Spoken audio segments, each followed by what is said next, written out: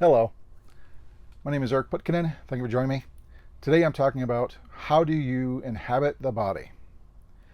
Now I've bounced off of this and brushed on this topic many times throughout prior videos, but today I thought I would specifically target this specific thing and go in more detail on how to inhabit the body. And the first step, of course, is a conscious decision to turn inward.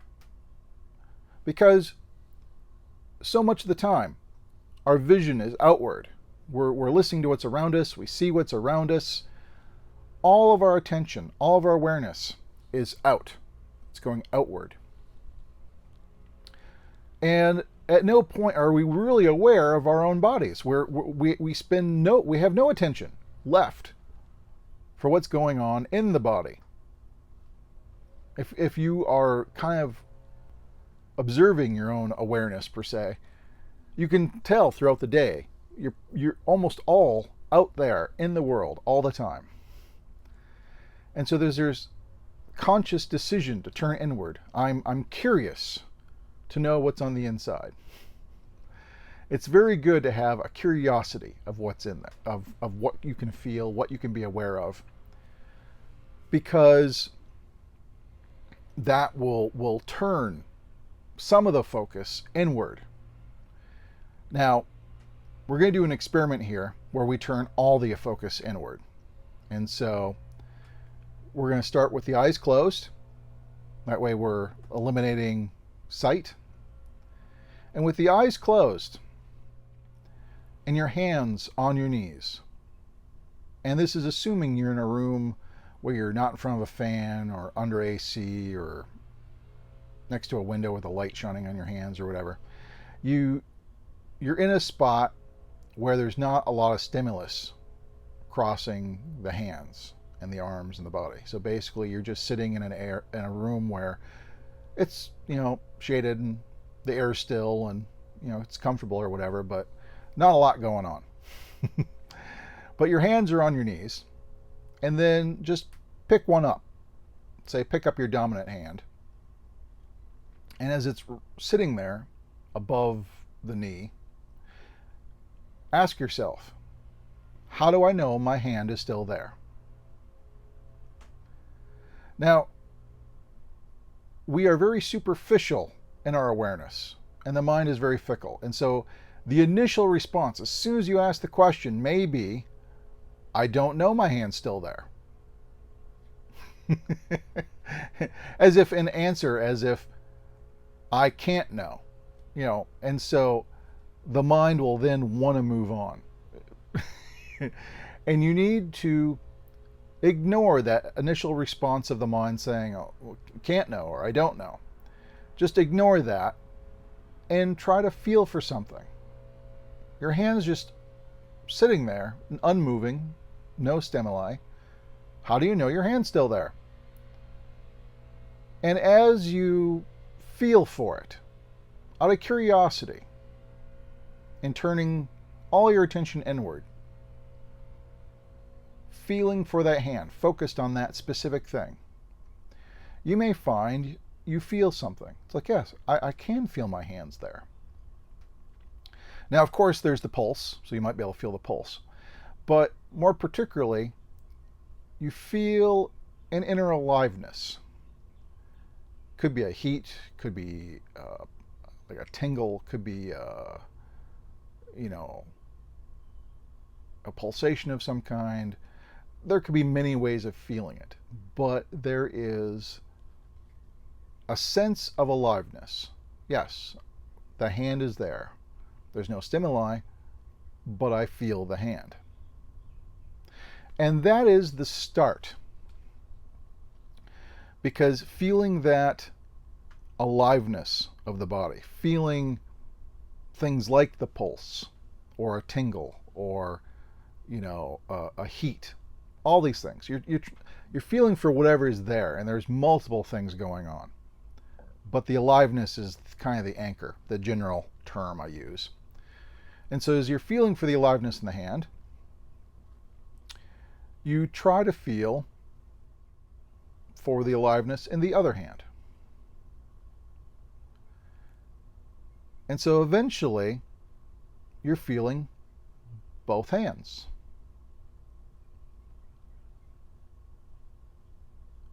And you just kind of might want to sit there for a bit feeling both hands, because initially, if you've never done this before, it may be strange trying to be aware of or feeling two hands at once. But there's a point where I don't know if you can let go of the resistance to the idea or whatever, but awareness, there's a field of awareness. It is quite easy to be aware of both hands simultaneously. The aliveness of it. It's not a matter of focus, because when you focus, like when we first started doing it, I was saying we're focused on the hand that's above the knee, because I was trying to get you to feel the aliveness. But once you have that sense of aliveness, you need to let go of the focus. And just in the field of awareness, can I feel both hands? You're no longer focused on either one. You're just feeling for it. And it's like, yes, I can feel the aliveness in both hands. And then, can you feel the aliveness of both hands and both feet? And it's, yes, I can feel the aliveness of both hands and both feet. And then you just kind of walk your way up. Can you feel the arms and the legs and the shoulders and the hips? And you work your way to feeling the aliveness of the body. So now, instead of two hands and 2 feet, now there's just the one body, but you're feeling all of it in terms of there's an inner aliveness. And do you feel the inner aliveness of the body? And you might want to go back to a quick check. Close your eyes, raise one hand, and it's like, you don't even have to ask the question, how do I know my hand's still there? It's like, oh, it's quite clear. I feel my hand. I don't have to go searching for it anymore. I can now just feel my hand now that I know what I'm feeling for, so to speak. And so as you feel the aliveness and the inner energy, so to speak, of the body, you're inhabiting the body. And this is, I guess, the major principle or focus behind inhabiting the body. But inhabiting the body is also being aware of everything that's going on in the body. So even though there's this aliveness of the body that you feel, as the focus of attention wanders, you may also feel, well, I feel my heart beating. And you could just, sit with that and really be with feeling the heart beating. But you want to keep that connection or in accord or with the feeling of the aliveness of the body. You want to, ideally you want to not let the awareness shrink back to just the heartbeat. And I'm no longer aware of the body, I'm just aware of the heartbeat. Because then that's treating the heart like any external object. All the attention goes to that, and you start losing awareness of everything else. And so inhabiting the body is also a learning a bit more open awareness, not so focused, not so concentrated. You feel the heartbeat, but you feel the aliveness of the body at the same time. They're not two different things, really. And so you're just not allowing the awareness to shrink and tunnel vision onto a target. It's more like I'm just noticing the heartbeat along with the aliveness of the body. And that's the key, the open receptivity. Now in Zen and other traditions, they focus a great deal on the breath. And you can, have a awareness on experiencing the breath. And so as you're experiencing the breath, this is also part of, I would think, of deepening the inhabiting the body, because not only do you feel the aliveness of the body, but you're becoming aware of the inner functions of the body and what's going on inside the body. And so as you're breathing, you're inhaling through the nose. Do you feel the air passing the upper lip? Do you feel it going into the nostrils? Do you feel it going down the windpipe? You can feel all this stuff going on. But keep the open receptivity and curiosity. Because when I say inhale and feel the air come in, if I ask you which nostril was the air predominantly coming in, you might go, well, I don't know which nostril is predominant, because you were not aware, you were not paying attention. You were letting awareness be very superficial again. It was going in through the nostril, and as soon as you notice that, you've already moved on to the windpipe or moved on to something else. It's a superficial awareness. I'm saying dive more deeply into awareness. So as you inhale, you notice, for me right now, it's this nostril. Indian philosophy has, talked about this cycle where the nostrils will alternate in predominance throughout the day. It could be equal. But the thing is there is this tendency where one nostril will be predominant over the other. And you can be aware of that. But the trick is to just catch these things by being openly receptive and curious about what you sense, instead of being superficial and accepting the first answer you get and moving on. Like feeling the air pass through the nose, and you're like, oh, yep, I feel it, moving on to the next thing. Well, no. What do you feel? When it's going through, what do you feel? It's not merely a mental observation checklist. Yep, I feel it passing through the nose. No, experience it fully, delve into it deep. What do you feel when the air is passing the nostrils? It's not simply, do you feel it passing the nostrils, but what do you feel when it passes the nostrils? There's always that question of what do you feel? So as you're feeling the body, it's not just feeling the body. What do you feel? Out of curiosity, being open, receptive. And so as you're openly receptive, you might notice, not that I do, but let's say you're sitting there and you're like, oh man, my shoulders are really stiff. You might not have noticed all this time, except for when they get really stiff. Or you might notice, hey, I'm feeling really run down, like really tired. Because in our culture, we tend to ignore the body. If we're tired, drink more coffee. If you start feeling a little ill, hey, take some medication or something, power through it. We do not listen to our bodies. And inhabiting the body is listening deeply to the body. And so as you're inhabiting the body, fully aware of it, feeling it, you might go, man, I could really use a nap. The body's run down. It needs rest. Well, hey, you learned something. Go take a nap. If you got some major tension going on, hey, you might need a massage. Instead of ignoring what's going on in the body, you're delving ever more deeply into the body, what is being experienced. And this rabbit hole is quite deep, because it could be a doorway into many things, including trapped emotions.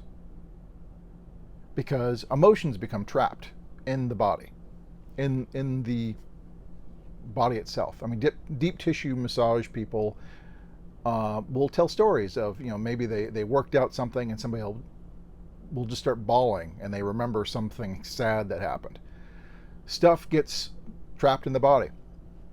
And so as you're deeply feeling the body, you might suddenly experience a trapped emotion. Could happen. As you're delving ever more deeply into the experience of the body and what's there, one of the things that's there is things that we overlook, like trapped emotions. And so it's this deepening, ever deepening, feeling more deeply, not superficially, that you can inhabit more deeply as kind of a practice.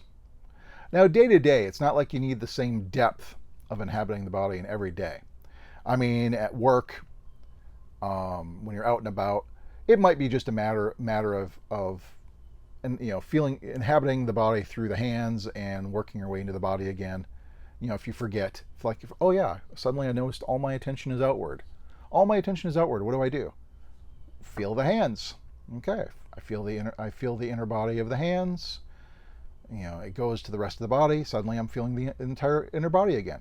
Just try to keep some of that attention inward throughout the day. It becomes a habit, a practice to just, I'm always keeping a certain percentage of awareness into the body as well. Not being totally sucked outward and becoming totally unaware of the body. I mean, you're expanding your awareness. Instead of just being aware of the outside, not aware of the body, or just being aware of the body and not aware of the outside, you're looking for this place where you can be aware of both. It's like, I look out in the world, but at the same time I feel my body. I'm aware of my body. I'm in, there's this inhabiting in the body. And so it's something to play with. I think it is a valuable practice in becoming present, because in being present, you basically cease thinking. You put 100% devotion into the feeling, experiencing of the moment. You eat up all the extra bandwidth that would normally go to thinking by experiencing. And inhabiting the body does very well in this, because instead of having all the attention outward with extra bandwidth for thoughts, you now have the attention outward, but then a bunch of attention inward as well, and it doesn't leave a lot of bandwidth for thoughts. And so you become much more present in inhabiting the body, because inhabiting the body is present. The body is here and now. Experiencing, inhabiting, feeling the body is now. And so it is a practice for being present. But it can also be a practice for healing as you bump into trapped emotions. It can be a practice for posture, improving your posture. It can be also these many different things, because as you're aware, you might notice, well, hey, I slouch a lot, or hey, I notice I'm fighting gravity a lot, because if your body's like this, you need to do a lot to fight gravity. But if you're upright, a lot less effort is needed to fight, to go against gravity. And so you might go, man, I'm getting tired because I'm having to fight gravity because my posture is bad. Part of inhabiting the body is just feeling the posture as well. And so you're feeling whatever you feel. There's not only bodily sensation, but there's emotion. And so you just delve into this. But anyways, if you got any questions, comments, please post below. And until next time, thank you much.